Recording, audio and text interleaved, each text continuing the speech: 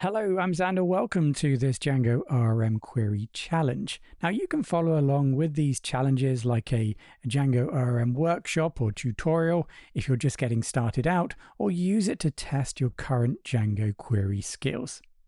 You can find the source code and the setup instructions for all of our challenges linked in the video description.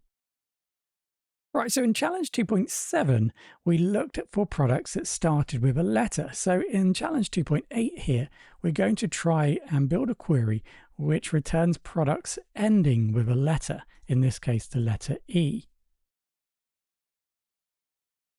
So this should be a fairly straightforward process. So products equals, so from the product models, objects dot filter, we're going to filter by name as per usual, and in this time, instead of starts with, we're going to use ends with. And it must equal, if you remember, an E, a lowercase e. Now it might be that somehow the name of a product has accidentally been placed in the database in all capital letters.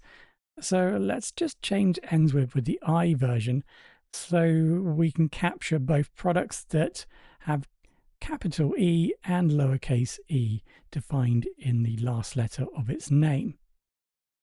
Right, so head back to the documentation. Let's take a look at this, 2.8.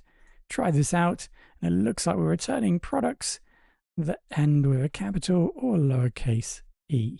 Now, we don't have any products that have all capitals, but if that was the case, of course, they would also be returned. Now, if you're looking for more challenges like this one, then do check out our Django ORM Query Freeview YouTube playlist. Now, if you're ready to master all the skills behind these queries, then do take a look at our Django ORM Mastery course. It's designed to take you from the ground up.